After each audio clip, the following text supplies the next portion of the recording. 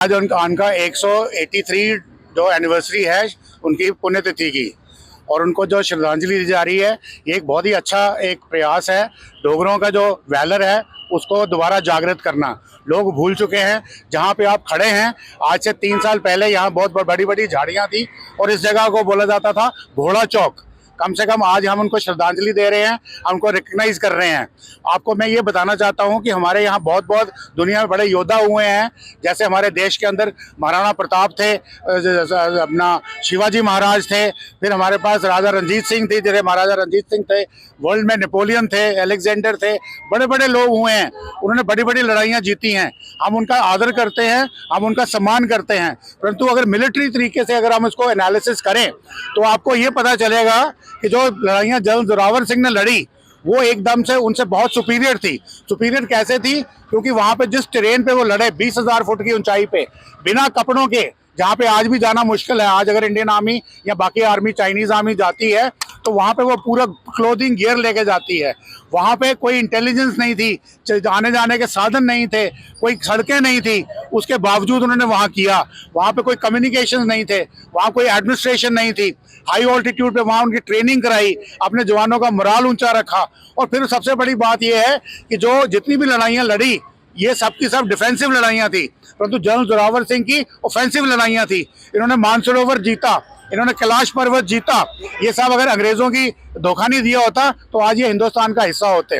Number 2 बात ये है कि जब ये जो महाराणा प्रताप या शिवाजी महाराज या अलेक्जेंडर या ये जब ये लोग मरे तो इनकी रियासतें खत्म हो गई, परंतु जो रियासत जनरल जोरावर बना के गए वो 101 साल चली। और शायद वो जम्मू एंड कश्मीर रियासत जो बनी थी वो 101 साल से भी ज़्यादा चलती अगर ब्रिटिश का प्रॉब्लम नहीं होता। तो इसका मतलब इनकी जो कंट्रीब्यूशन है, इनकी जो देन है, वो बाकी सब दूर से ऊपर है। बस जैसे आपने सुना होगा बैटल ऑफ साड़ागढ़ी, आपने सुना होगा battle of Haifa, battle of Thermopylae. देखिए, जनरल जोरावर सिंह एक वो शख्सियत हैं जिनको इतिहास में अभी तक पूरा स्थान नहीं दिया गया। भारत का इतिहास डिफेंसिव बैटल्स के लिए जाना जाता है।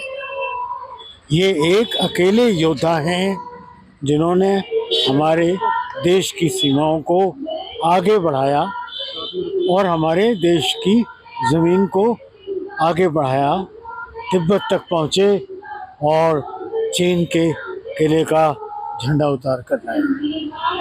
तिब्बत में जहाँ इनकी समाधि है, आज भी ऐसा रिवाज है कि वहाँ नया शादी वाला जोड़ा पहले जाकर आशीर्वाद लेते हैं और ये दुआ मनाते हैं कि हमारा होने वाला बच्चा इनकी तरह वीर योद्धा बन सके।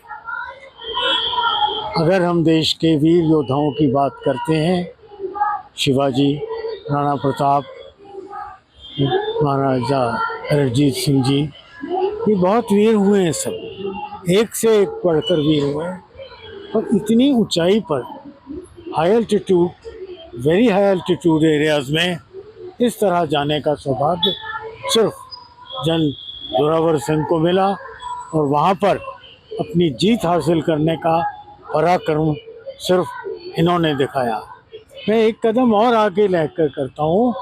दुनिया में जिस तरह नेपोलियन या सिकंदर को जाना जाता है, अगर उनके ऑपरेशंस, उनके जंगी करामातों को देखा जाए तो कहीं भी एक मिलिट्री ऑब्जर्वर जब कंपैरिजन करता है तो जनरल जोरावर सिंह के सामने उन सब के जो मिलिट्री ऑपरेशंस हुए हैं वो बोने पड़ जाते हैं। इस बड़ी शख्सियत के साथ इतिहास ने इतना सच्चाई से पेश नहीं किया जो इनके ऑपरेशंस की स्टडी से आज निकलता है।